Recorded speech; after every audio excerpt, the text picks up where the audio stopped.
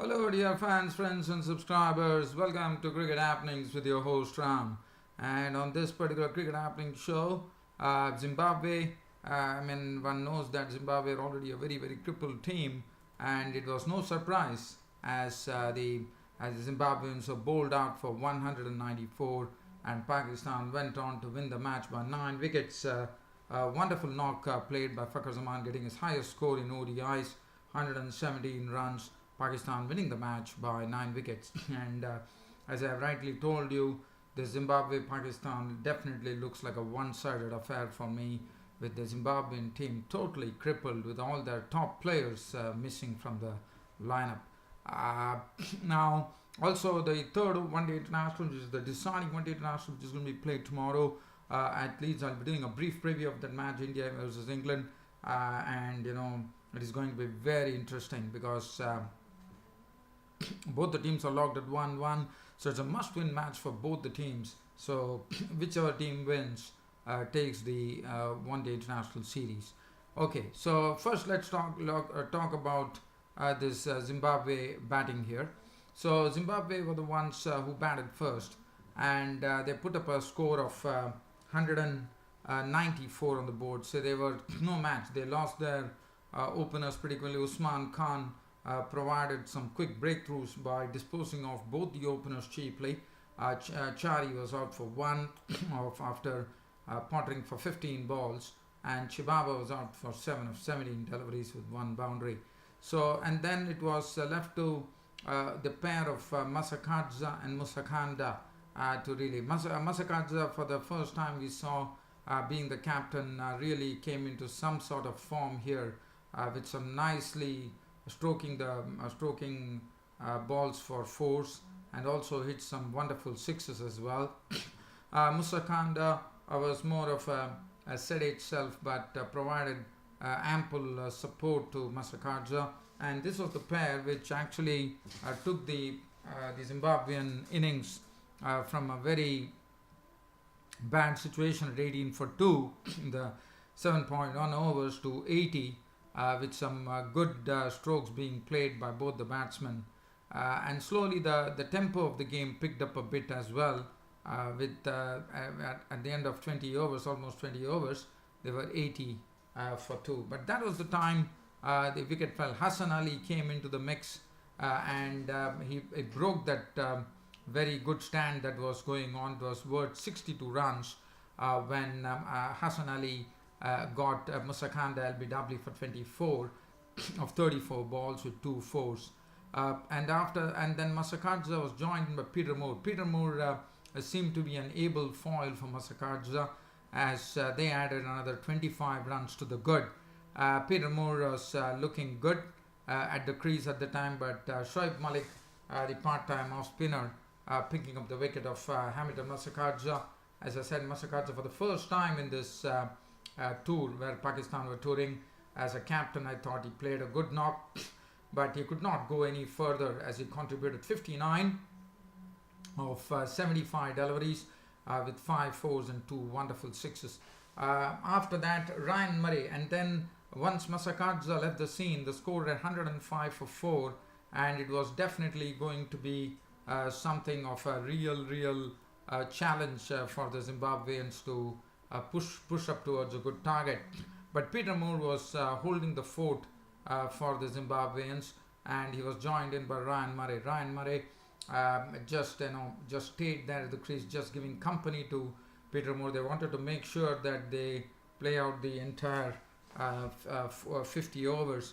But Hassan Ali hit the timber after Masakadza was out to Shoaib Malik. Ryan Murray was timber was hit by Hassan Ali for 16 of 34 balls with 2 fours. But Peter Moore was still going strong at that stage.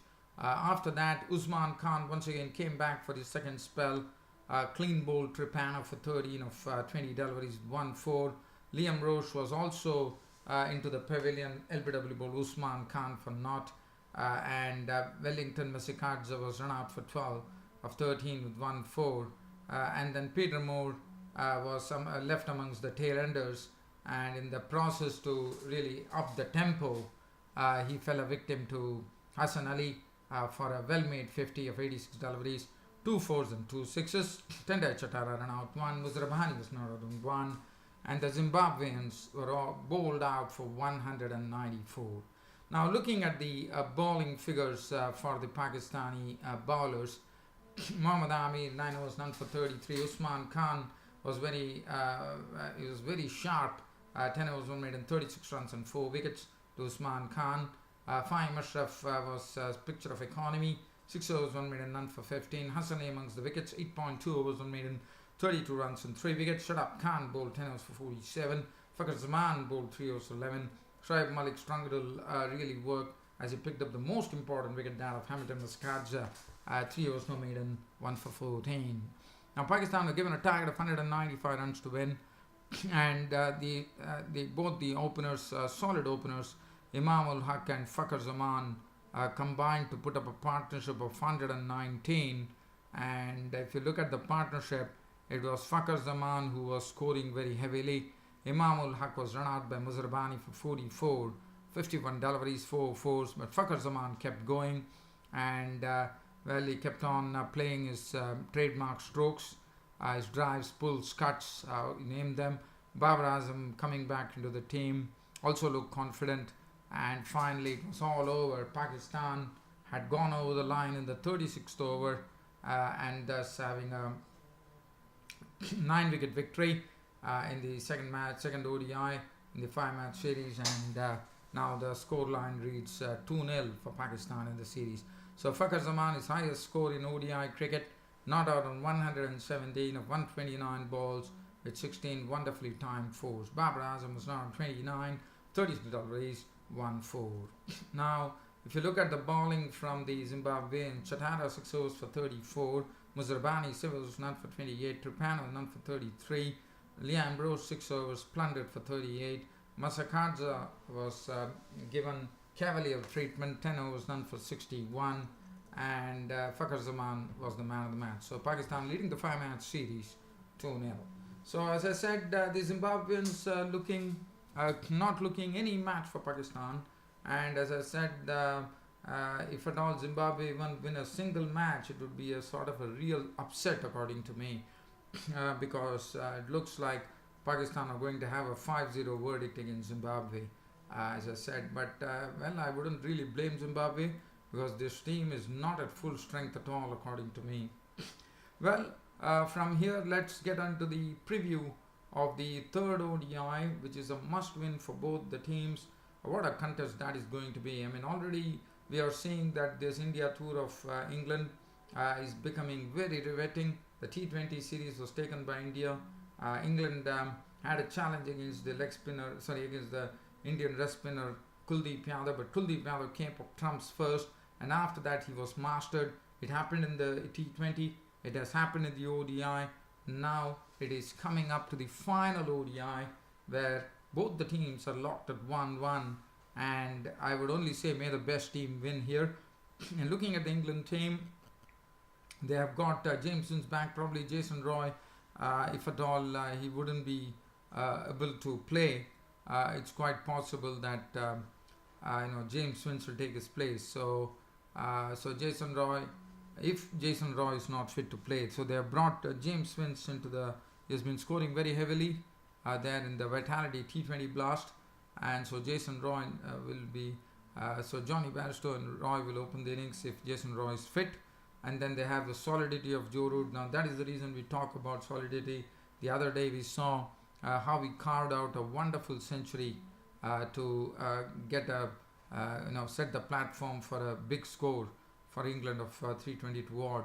So Joe Root will be the binding force for the England team, and as I've already said, that you can never drop Joe Root from ODI. There were talks going on that whether Joe Root should be dropped, but as I said, you need someone to really hold the fort, and that can only be done by this gentleman, Joe Root.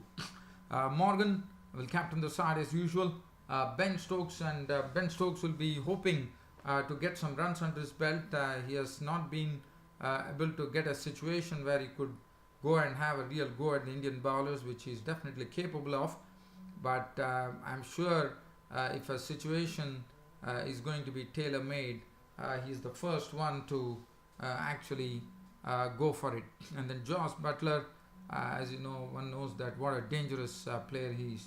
And then Moeen Ali, the bowling has been looking good. David Willey, one thing that one is seeing in David Willey here is that he's a much improved bowler.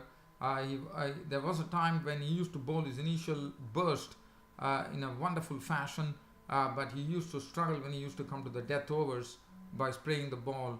But now he seems to have got over it, and he seems to bowl a tight line even in the death overs, and that is a big plus for David Willey in England. Liam Plunkett, always a very, very good bowler. Mark Wood, hits the deck hard, and he was the one who did a bit of damage as well in the previous ODI. And Adil Rashid, the spinner. Now the Indian team will definitely, and this being a must-win match, Bhuvneshwar Kumar is one, because Siddharth Kaul is someone who is inexperienced, and to expect him to really deliver was definitely something which was not really on. So one would hope that Bhuvneshwar Kumar comes back. So if Bhuvneshwar Kumar comes back, that will really strengthen this Indian team in the absence of Jasprit Bumrah. So Umesh Yadav and Bhuvneshwar Kumar will man the pace resources for India, which would be great. And then again, the challenge for England will be Kuldeep Yadav. Even though they have mastered him, I'm sure Kuldeep Yadav is such a smart bowler. He would have really conjured up something to bowl at the Englishman in the final ODI. Yuzvendra Chahal is also another one. So definitely the spinners are always a threat to England, but it depends on the day as to how they play them. And as far as India are concerned, the batting is looking pretty strong, but it's only a matter of really getting there. Rohit Sharma, Shikhar Dhawan, Virat Kohli, KL Rahul. Now Suresh Raina, it will be very interesting to see in a match which India is definitely wanting to win. As you know, Suresh Raina definitely did a good job in contributing 40 odd runs when the chips were down for India. So that is something which would have saved Suresh Raina and would probably keep him into the team. So I think currently looking at the picture, I think Suresh Raina should be retained because he's a good player of spin, but he still has that sort of weakness against the short rising delivery, which has been he has always been fallible to that, even though he got up over it once upon a time, but I think he still has some fallibility against the short rising delivery. Dhoni the other day was really criticized for playing a very slow innings, and then the Indian captain Virat Kohli coming in defense of Mahendra Singh Dhoni, which was good to see. But Dhoni, as I said, is someone who definitely, I think, coming to his evening of his career, one would definitely expect Dhoni to actually go up the order. I wouldn't be even surprised if Dhoni can probably come at number 2, because he'll get a lot of time to rein himself in, and even in a crisis, he's someone he can really belt the ball, and I'm sure that is something the Indian think tank has to look into, and I'm really looking forward to that Dhoni can come up the order. In T20s, I would rather say that I would love Dhoni to open the innings, and even I know that Rohit Sharma and Shikhar Dhawan are a very, very tried and trusted pair, but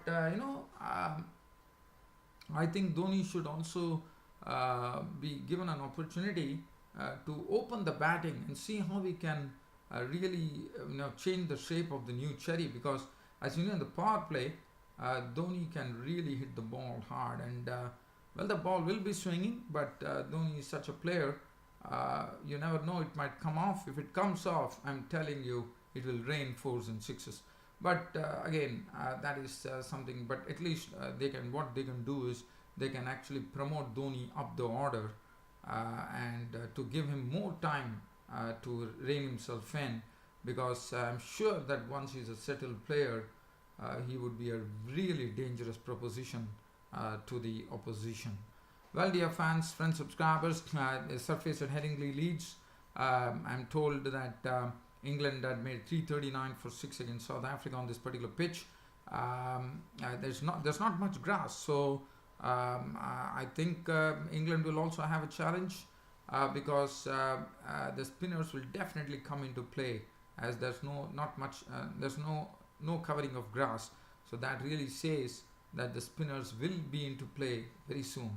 So I think we should have a nice game of cricket. As I said, may the best team win, and for India, if they win, they would have completed their second assignment on the England tour by after the T20 by taking the ODI series. But if England win, well, I can say that it will be even Stevens, and one will march to the real classic competition, and that would be the Test matches, the grueling 5-test series, which would be taking place between India and England.